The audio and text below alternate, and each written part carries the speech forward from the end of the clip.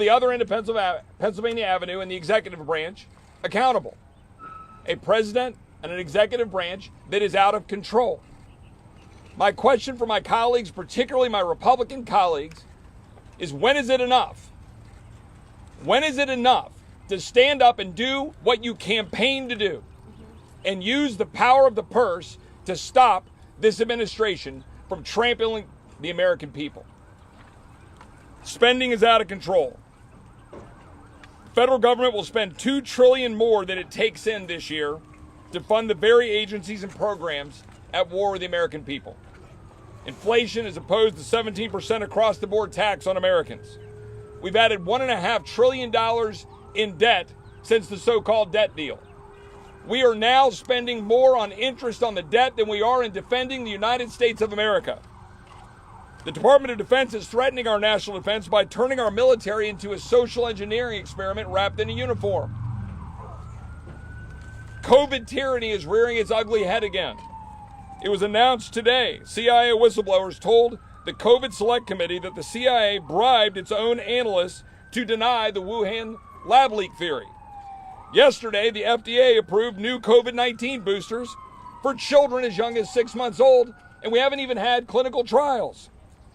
We're funding a healthcare system broken by Washington and big insurance while average Americans foot the bill. Energy. We're destroying our ability to have reliable energy. The Inflation Reduction Act's $1.2 trillion handout to unreliable wind and solar, big corporations and rich leftists, and the Chinese Communist Party remain in effect right now. DOJ is advancing a politicized form of justice, targeting former President Trump, targeting dads like Scott Smith in Loudoun County, which thankfully Governor Youngkin just pardoned. Mark Houck, Philadelphia, Pennsylvania, for defending his son. And perhaps most of all, as a Texan, and for all of us, particularly a few New Yorkers these days, perhaps people are paying attention to a border that is so devastatingly broken that Americans are dying. How many moms do I have to sit next to in another round table in Texas who lost their son or their daughter to fentanyl? How many migrants have to die in the back of a tractor trailer in San Antonio? How many have to die in the Rio Grande? How many girls have to get sold in the sex trafficking trade before this body will wake up and stop an out-of-control president? Enough. Why would we fund that? That's my question for the Republican leadership. Why will you fund that? Let me be very clear. I will not continue to fund a government at war with the American people. We are here to change it. It is time to end it. And I'm proud to stand with these patriots to do that. I'm going to yield to the senator from Utah, Mike Lee.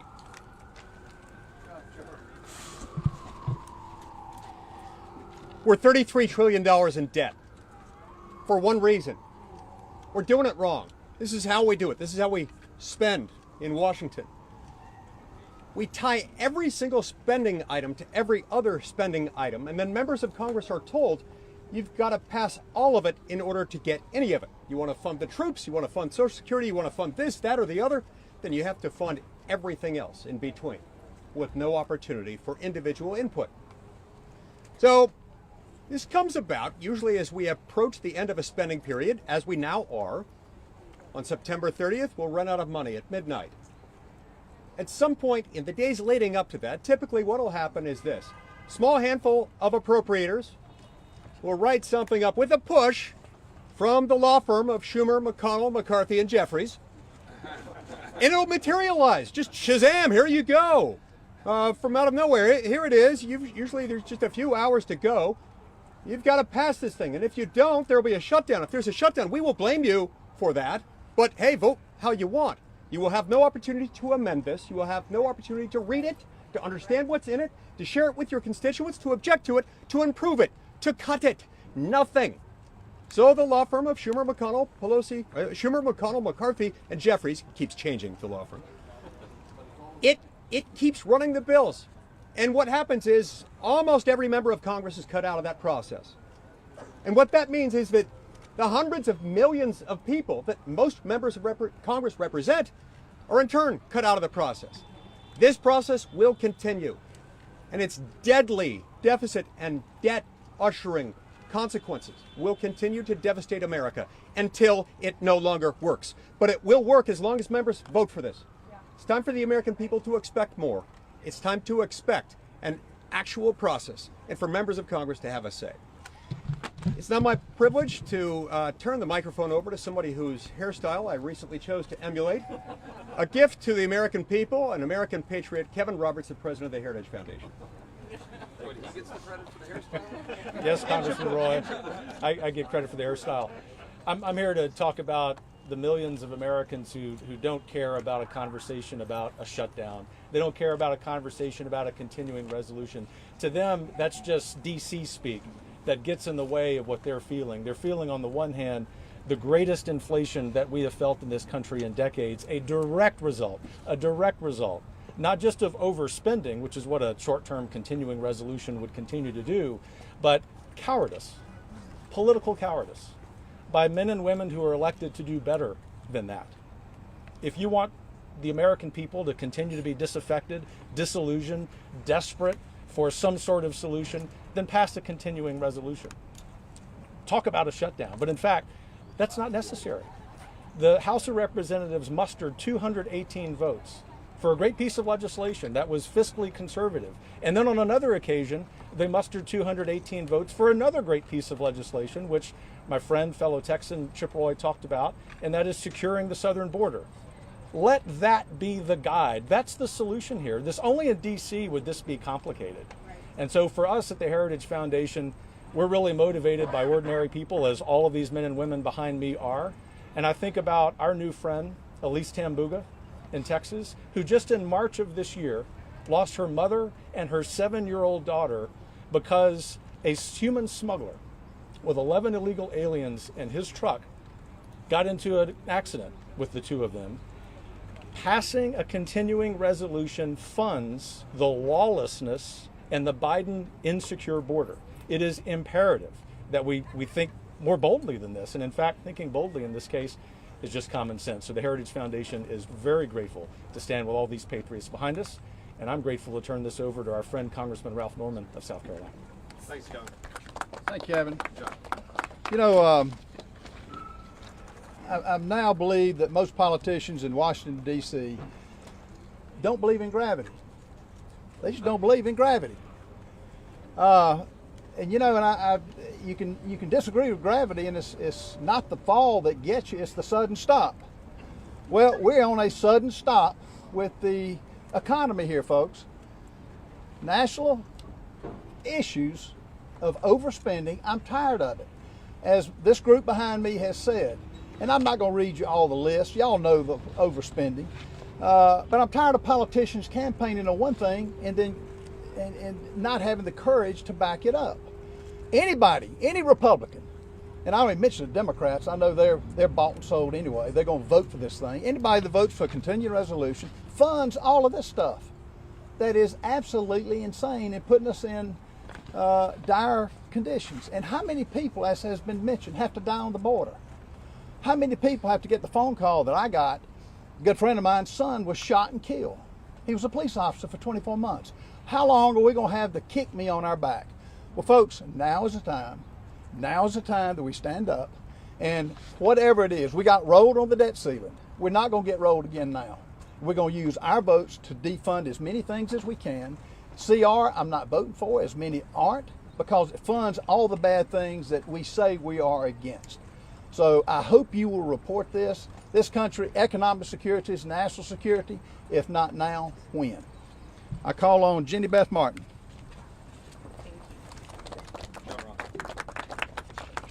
I'm Jenny Beth Martin with Tea Party Patriots Action. I'm here today on behalf of the 3 million supporters and members of Tea Party Patriots Action who support the House Freedom Caucus because the HFC is fighting to break the endless cycle of tax and spend, borrow and spend, and spend and spend.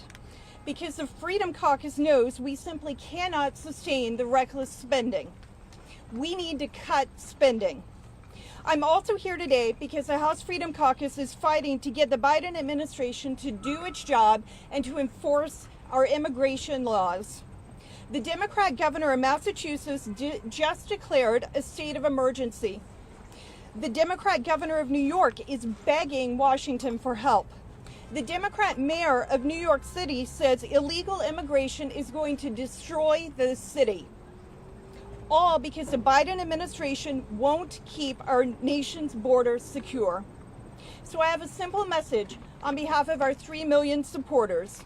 No security, no funding. Add the language of the Secure the Border Act to the continuing resolution and cut spending, or don't expect to see it pass. No security, no funding. Thanks, Jenny Thank you, Jenny Beth. Jenny Beth, good job. I'm Congressman Dan Bishop. Ladies and gentlemen of the media, do you remember in January when we took 4 days to seat a speaker? Do you recall it being said that we were going to, that 4 days of delay was going to horrifically delay the work of the Republican majority in the House? Is it really possible that we are now standing 8 months later and do not have a spending plan that 218 members are prepared to support on the floor? Can you possibly account for that if you are the person responsible for leading? Why is it that every tough leadership proposal, every tough initiative that has been formed and offered and adopted in this Republican majority has come out of these folks? Right. The House Freedom Caucus, the Limit, Save, Grow proposal, H.R. 2, very substantial. Why is that? Where are the other ideas from the remainder of the Republican conference? Are we really walking into this month, or this return from recess, a couple of weeks out from the spending deadline and being told that we've got to support a clean CR? Really? I've thought over the debt ceiling debacle, and there's one idea that came out of it that epitomized the problem that we face. It was that the Speaker said that he, on his own, unilaterally made the decision not to move the debt ceiling out to the first quarter of 2024, when it would have played a central role in our next presidential election and the debate associated with that. But he, on his own initiative, decided to push it out to the beginning of the next year, 2025. Why? Because he was concerned about entering into another negotiation with Joe Biden. Leave aside how astonishing that is in itself. But how does one who is leading anticipate in a divided government moving forward on policy issues critical to the American people unless there's a negotiation, unless there's an opportunity to negotiate?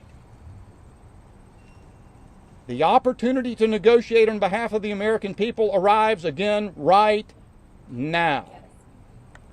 And leadership means seizing that opportunity and doing something for the American people. Passivity, standing still, giving in, telling us that the Senate will jam us, that does not answer the call. Right. Amen. Yes. What's that, Dan? I yield to Wade Miller.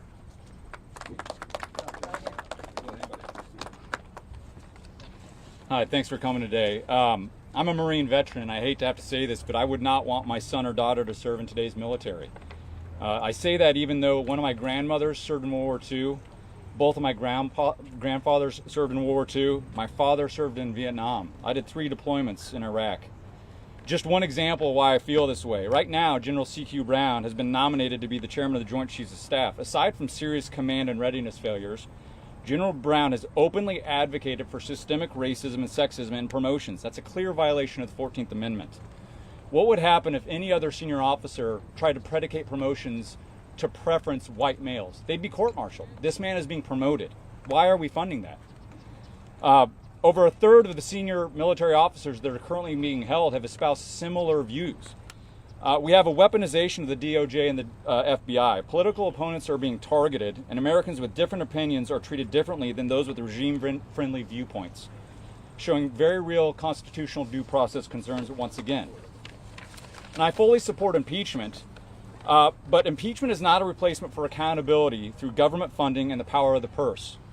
We find ourselves hearing from those on the left right now, the very same people who recently shut down American communities for well over a year, who destroyed tens of millions of families, small businesses, schools, and churches, that they will block government funding if it happens to fix many of these problems.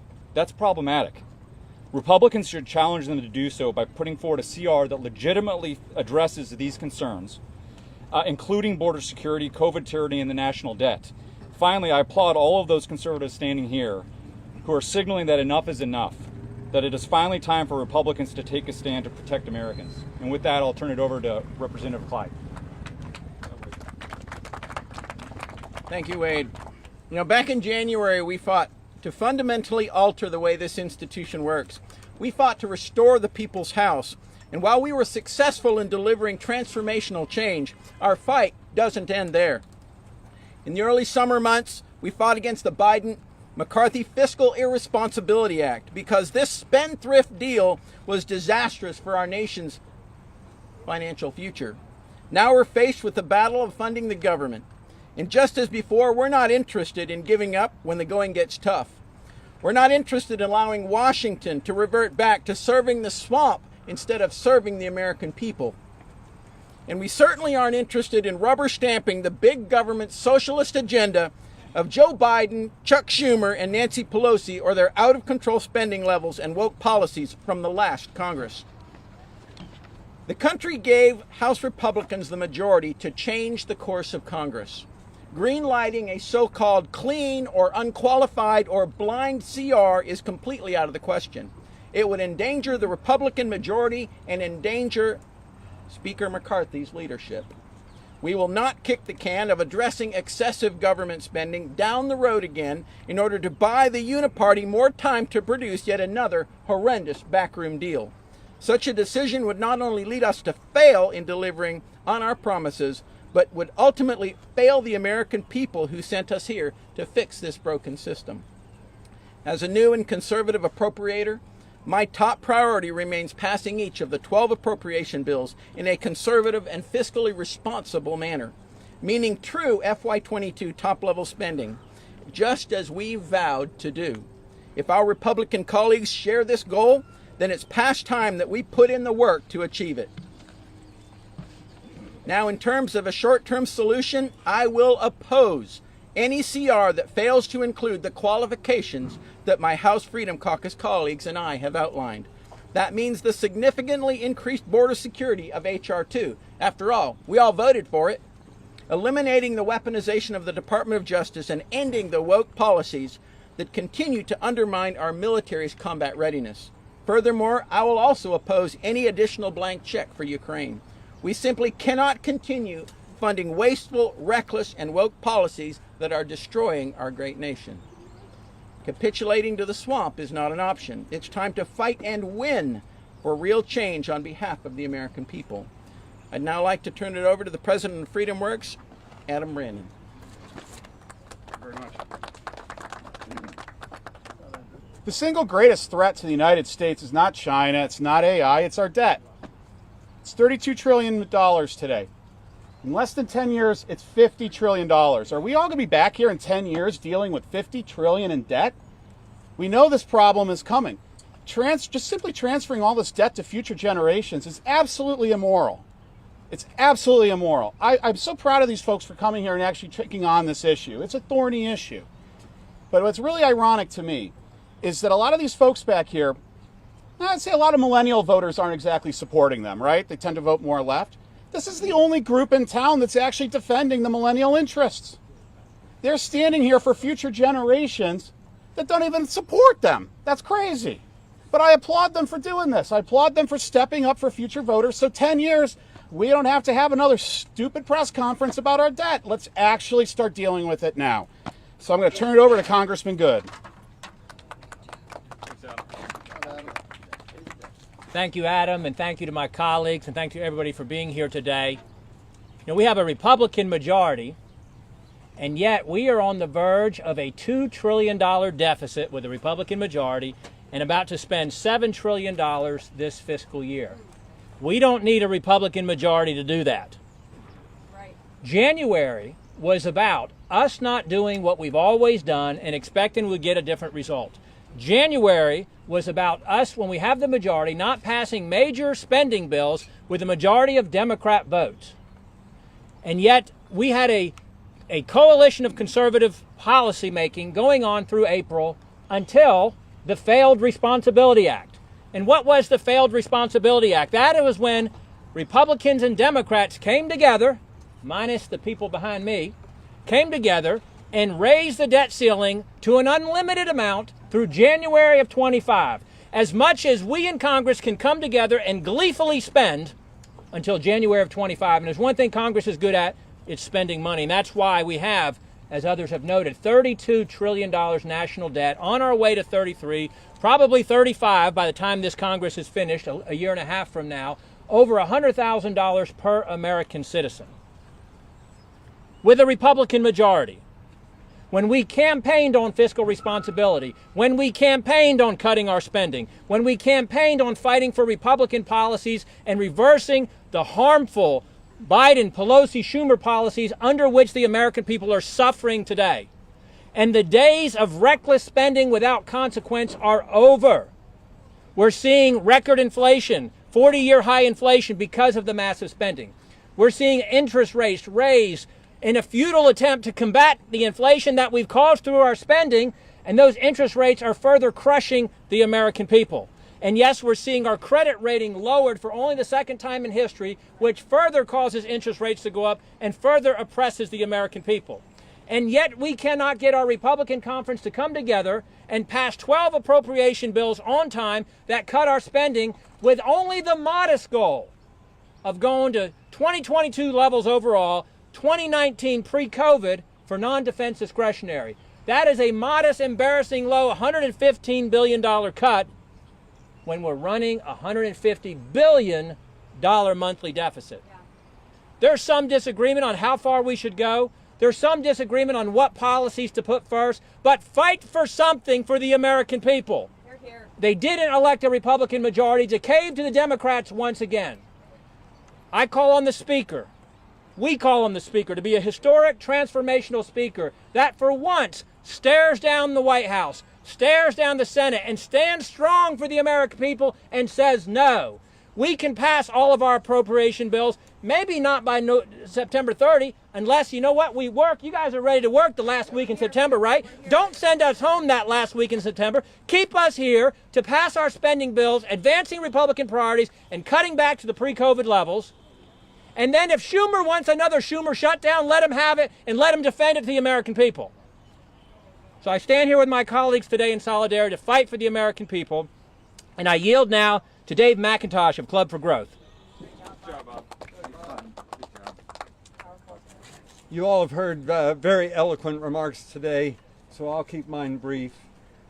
Woke deficit spending is ruining this country, and it's time that it stop. These men and women are the leaders carrying that message. Club for Growth will stand behind them as they work with Speaker McCarthy to bring forward a bill that stops deficit spending and runaway ruinous deficit. I commend them and I thank them for their effort. I want to thank you all for being here, and thank you to my colleagues. You know, the American people are sick and tired of funding the priorities of Washington elites. The American people are sick and tired of a woke and weaponized Justice Department.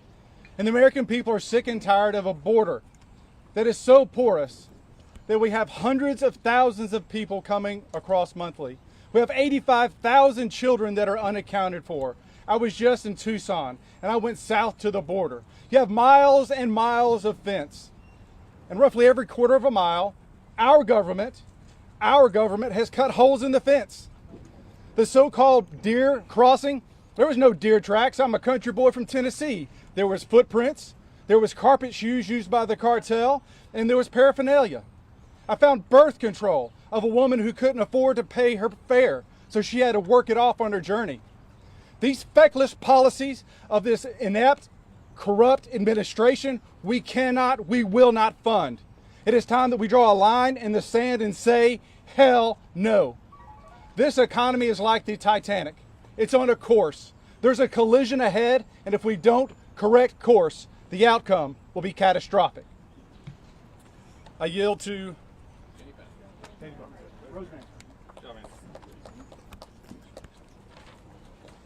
No, I represent Numbers USA, which is a grassroots organization that focuses exclusively on immigration. We represent over 7 million Americans in every state and every congressional district. Regardless of whether you are a Democrat or a Republican, or you live in a red district or a blue district, the border crisis affects all of us. But the people it affects most of all are low-income, working-class Americans and recent immigrants who have to compete with illegal aliens for jobs, scarce state and federal resources, healthcare resources, and affordable housing. Their kids are in overcrowded public schools, their wages are stagnating, and their grocery bill is soaring. The House of Representatives has already passed the solution to the border crisis, H.R. 2, the Secure the Border Act, but it's languishing in the Senate. The only leverage the House now has to move H.R. 2 across the finish line is the constitutional power of the purse. Congress cannot continue to fund this administration's efforts to escort as many illegal aliens into the United States as possible under the guise of either illegal parole or catch and release. To do so would make Congress complicit in the open border policies of this administration. The House must attach H.R. 2 in its entirety to the spending bill and pass that. No security, no funding. Thank you very much, and I am turning this over to Kiesel. Thank you. How are you? Thank you. Thank you for being here. You have heard very eloquently from my colleagues. I appreciate the senators being here to support us, but this is the opportunity for the House of Representatives to do its job. I just got back from what we euphemistically call the August recess. I want to share two things with you. First of all, last Thursday night, I was with a group of my constituents who are so frustrated with the federal government. The spending, the tyranny against the citizens. It was amazing to me to hear what they are so frustrated, even angry about. The second thing is I visited several food pantries in my district over the recess. Both of them, plus one just outside of my district, told me that their surge under Bidenomics is worse than the COVID surge. Think about that. Bidenomics is torching the American family. Those are two Main Street stories that I want you to focus on, because we can talk theory, we can talk esoteric theory all day long, but our families are hurting. Let's get the job done. Let's do our job in the House of Representatives. And I will turn this over to Andy Roth. Good afternoon. My name is Andy Roth. I'm president of the State Freedom Caucus Network. My job is to help state lawmakers create state freedom caucuses all across the country. No security, no funding is the only sane and responsible path forward in a country where we are $32 trillion in debt. Hundreds of thousands of illegal aliens are crossing the border unimpeded, and our justice system is weaponized against the Biden regime's political opponents. Pretending that these are not existential problems and trying to paper over these issues with increased earmark spending and yet another blank check for Ukraine is actually insane. To the House Freedom Caucus members behind me, all of our State Freedom Caucus members are four square behind you.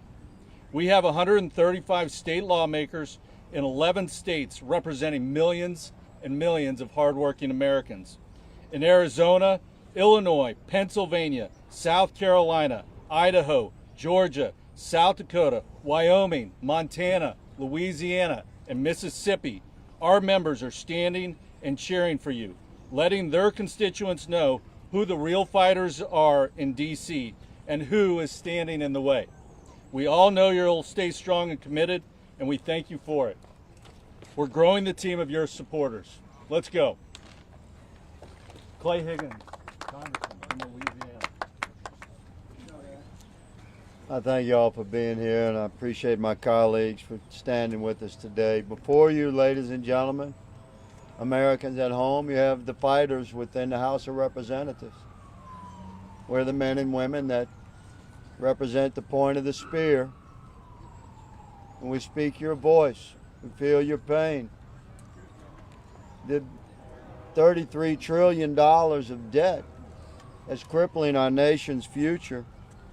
It's got to be stopped. We have to change the trajectory of spending. And we have written 12 appropriations bills, Republicans, under Republican majority. Some of us worked on these bills for over a year. These bills are set to be passed. There's a bit of a disagreement right now.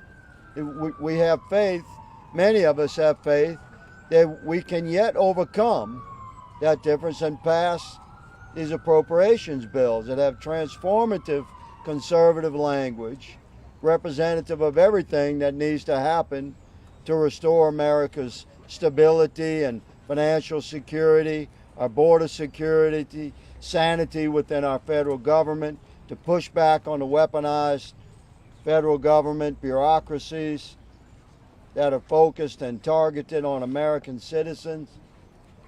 We have an opportunity to save our country or lose it. And a lot of that fight is going to happen in the next 2 weeks. A continuing resolution we oppose, we already voted no on the omnibus.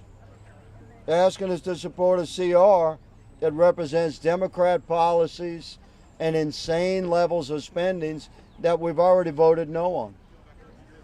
So we're prepared to work with our colleagues within the Republican conference to come together ultimately and pass these 12 appropriations bills. We're working right now, our offices and our staffs, to make that happen. We call upon the American people to stand with us. If we don't change the trajectory of spending, you young Americans are not going to have a country. You have $2 trillion of deficit spending this year. So the Treasury prints Treasury bonds, 20-year Treasury bonds. We sell those bonds to other nation states. That's how you finance your deficit spending. What are you going to do in 2043? What are you young Americans going to do in 20 years when your federal government, with the full faith and credit of your United States Treasury, are constitutionally bound to service $2 trillion of debt in that year? Be 1/5 of your federal revenue. You'll have no discretionary spending. The total amount of discretionary spending that we're arguing over right now is less than the deficit that we've accumulated this year. You young Americans better pay attention to who's actually fighting for you. It's the men and women that stand with me here today. I have a gentleman coming to speak behind me. Pay close attention, because he uses words with many syllables. Tom Fitton, step forward, please, sir. Thank you. I'll see you later. I'm Tom Fitton. I'm president of Judicial Watch, America's leading government watchdog organization. We have a simple request for Congress: do your job. It's not enough to do investigations and reports. We need to stop the government corruption and abuse that is so concerning to the American people. In this new budget fight, or basically the old budget fight that we're being asked to pretend is new, there's an inflection point. Are we going to continue to fund Republicans in the House the wild abuse by the Biden administration of its political opponents, the mass censorship of tens of millions of Americans, the border invasion we've heard so much about, and the other wild abuses of power that are right now fully funded with Congress? And I don't know what we're talking about with a clean CR. I see a dirty CR, a CR that will fund the worst of dirty politics and corruption in our federal government. And there's a positive moral obligation right now, not next year, but right now, to stop the abuses, the effort to jail Trump on pretextual, unprecedented charges in a way never seen before in American history. An obligation to stop right now the Biden administration's censorship of tens of millions of Americans. The obligation to stop right now the illicit use of tax monies to fund abortions in our military and elsewhere. We need to stop right now the attack on children through the promotion of transgender extremism. We need to stop right now the lack of serious investigation into the Biden administration corruption, specifically Biden corruption. We need a Justice Department or a special counsel that has confidence of the American people. All of these issues can be addressed in this continuing resolution, and if they don't want to address it, that suggests to me those who vote for it are on the side of corruption, and those who oppose it are on the side of justice. Thank you very much. All right, we'll take a few of your questions. I got a question for Congressman Roy. Matt Gaetz said that you're the custodian of his hard copy of the McCarthy deal. Do you have that? Can you just enumerate for us, what's on that is making Gaetz say that he's, out of line with the agreement? Sounds like this governs it a lot. Yeah, this question's been asked and answered. I mean, we had a meeting of the minds and agreement with the Speaker in January. We all know what that is represented. Matt articulated a lot of those things today on the floor of the House. The fact of the matter is, let's be very clear, we talked about reducing spending. That was a part of the agreement. We all know that, and we talked about it publicly, and we haven't done that. Period. Full stop. We haven't done what we agreed to do. We talked about passing a balanced budget. We talked about actually passing a budget. We haven't done that, right? We talked about having term limits, bringing a bill to the floor. We haven't done that. So that's what Matt was getting at. And the point here is, we can go back and talk about the agreement, but the point here is the American people and the people suffering at home expect us to do our job. That's the point that we're dealing with here in September. So just one follow-up then, or two rather. One, is there a hard copy of that? I just would love to just kill that. Is there or isn't there? Yeah, I'm not going to get into that. I've talked about that. That's been asked and answered since January. Okay, and are you of the same mindset as him that if there's a CR introduced that you'll motion to vacate? Right now, we're here presenting what we believe is the right path forward to make sure this country is actually saved from deficits, from wide open borders, from a woke military and a DOJ that's weaponized against the American people. We're here to stand up for them. And if Democrats don't want to work with us on that, if some of our Republican colleagues don't want to work with us on that, that's on them to figure out what's going to happen on October 1. But under no circumstances should we have a dirty CR, a clean CR, so-called, on October 1. That should not be on the table. I have a question. I just know you all are talking about the power of the purse and how you have jurisdiction over government agencies. And I want to know if you have a plan for the FBI's weaponization of government against the American people. The FBI falls under the Department of Justice, which falls under the Commerce, Justice, and Science Appropriation. And I would imagine, can't speak for everybody, but I think generally speaking, we do not want to fund them at their current level. We want to send them a message that they obviously have too much money. They're weaponized and using the taxpayers' money against the taxpayers. We're done with that. Yes, ma'am. Thank you. I want to ask you, some of you guys have come out against linking an impeachment inquiry with the funding fight. Where do you stand on that? Are you comfortable taking an official position on that? I think we agree with the Speaker that impeachment it should not be done for political reasons. If the facts take us to that location, then that's where they should take us. But it has nothing to do with the debt, the deficit, the outrageous spending, the inflation that's crushing American families. Those are two separate issues, and they should be dealt separately.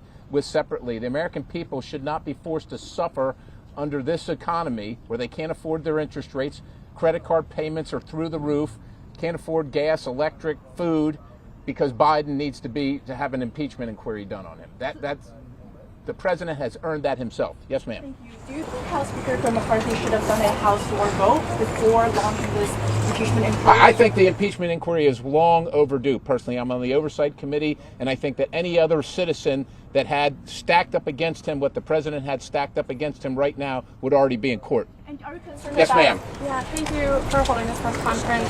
Can you give us an update on where you all are at on the defense appropriations bill that's in rules pretty soon and on the floor later this week? Let me be clear. The Republican Party always wants to defend the nation and always wants to support our military. As a guy who spent 38 years in uniform, I understand that. But what we're not going to do is say that we're going to pass things without knowing what the plan is and knowing that it leads to the increased spending that is crippling our citizens. We're not going to do that. So we're going to have to see the whole plan is the point. Yes, ma'am. For the recess, we were hearing from you that you hoped to talk over the recess about these spending issues, about the appropriations bills. What progress was made over these past couple of months? Well, apparently it's not enough progress. It's not enough progress because we're standing here before you today. We had conversations, but we need to get to it. We have a few days left, and we need to get to it. I'm willing to roll up my sleeves. I'm sure every one of these folks, including Senate candidates, would be willing to roll up their sleeves and get to work and finish this deal. We want to pass appropriations bills. That is our desire. We want them to be righteous. We want them to be the right number, and we want them to recognize the failed policy of the Biden administration and the crushing, crippling inflation that it's causing for our citizens back at home. Who's got a question? Yes, ma'am. Hi, yeah. The Speaker had previously said that he's warned that an impeachment of Biden investigations would maybe get tied up if a shutdown occurred. Do you think we'll launch the impeachment free? Are you worried at all? I'm not worried at all. These people are ready to work 360. We're going to be here working. If there's going to be an impasse in spending, we're going to be here working on that, right? So we can walk and chew gum at the same time. We can do two things at one time. So we can work on that while we're working on the inquiry. That's what we would do. And use the inquiry as leverage against the shutdown? If he's going to use it as leverage, we're going to let the American people know that's the leverage. All right, we're going to let them know. I don't suspect he's going to do that. So, and I'm making no claims that he would do that. I don't think it'd be appropriate. All right, last question. Yes, ma'am. Can I just ask, what actual evidence do you have as opposed to allegations to show to the American public that would merit an actual impeachment inquiry of Joe Biden and prove that today isn't just about some of you? Oh, I don't know. Bullied Speaker McCarthy for the sake of enacting political revenge. This isn't about political revenge. We have the bank accounts. We can see, ma'am, you can see that the homes that the Bidens own can't be afforded on a congressional or Senate salary. You also understand that it's not normal for family members to receive millions of dollars from overseas interests. Those things aren't normal. That's not normal to have 20 shell companies. These things are not normal, and it alludes to not only just widespread corruption, but money laundering, if not influence peddling itself. And we also have the vice president at the time on record saying that the prosecutor was fired. Well, son of a bitch, the prosecutor was fired, right? Because the prosecutor was going after the company that his son was working on. That's what we have. If you can't see that, if you are that blind, look, I'll turn it over to the attorneys. People can't see that. They think it's political revenge. It's because you don't report on it. You're not, We're here reporting on it today. I'm not sure how you know what the American people think, but here's what they might wonder. Actually, if you're a federal prosecutor, you would be asking yourself, how can there not have been an indictment for a FARA violation against Hunter Biden? How can there possibly, my understanding and discussions with staff have confirmed my impulse that this would be very much the basis of a Foreign Corrupt Practices Act investigation, given the circumstances that we know. The question is, it's funny, after we come out of the events that John Durham, for example, testified to our committees about how investigations proceeded through our investigative agencies without proper predication. It's not that you have to prove the case. It's not that, you understand, to this point, there's not been a single subpoena to a Hunter Biden bank account or a Joe Biden bank account or any other Biden family member's bank account, because until an impeachment inquiry commences, that's not a jurisdictional possibility. Well, it would be stretching jurisdiction to do that.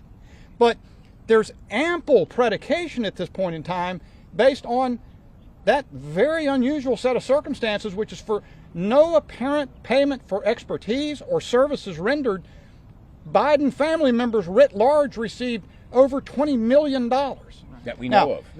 It is very simple for someone just to insist there's an absence of evidence. But if you can look in the face of that and contend that's, anyone has a right to their opinion. What they can't do is change the facts. And I invite you to go to the website clyde.house.gov/Biden crime family, and you will see all the evidence from the Oversight Committee. You will see all the evidence. And if you're willing to read it, I think you'll be convinced. Thank you all. Thank you. So at what point are you going to be vacating Kevin McCarthy since he's doing absolutely nothing?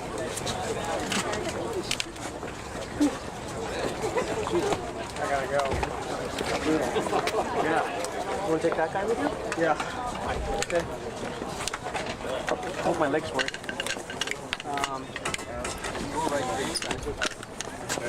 Oh, yes, yeah. I'm indifferent over that and evidence. Wow. There's a lot of standing still.